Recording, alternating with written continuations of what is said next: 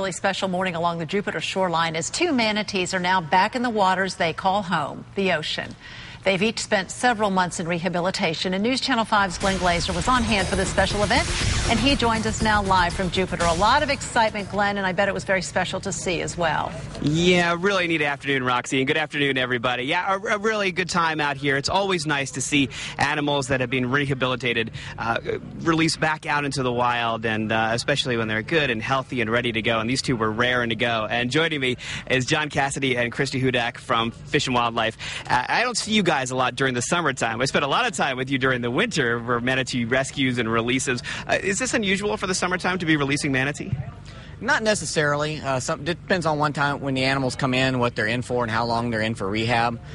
Typically, adult animals like this, when they're ready to go out, we want to get them out as quickly as possible.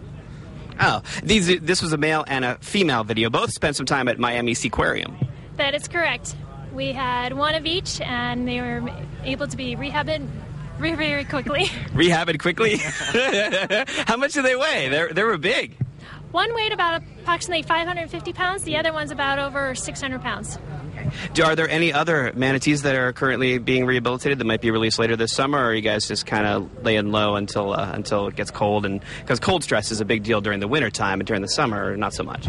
Yeah, we don't see the cold stress animals during the summertime. And the younger animals that are in, when we get ready to release them, we tend to like to release them more in the wintertime and release them at a warm water site. So we know that they know where they need to go for warm water. It's usually the adult animals are the ones that we'll release during the summertime.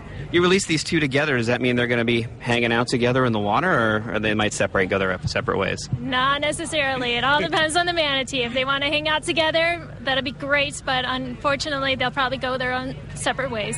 I'll tell you, after standing out here in the heat for an hour watching you guys get ready and stuff, I'm ready to jump in the Intracoastal. Thank you guys so much for joining me today. I appreciate it. It's great to see you during the summertime. We should hang out sometime. Absolutely. Right. Anytime. Doesn't always have to be for a manatee release. I mean, come on. So we took some great video of the manatees being released. They were actually released right at the top of the noon hour, so we didn't get to show you that live, although you did see part of that in our tease a few moments ago as the last manatee was being released.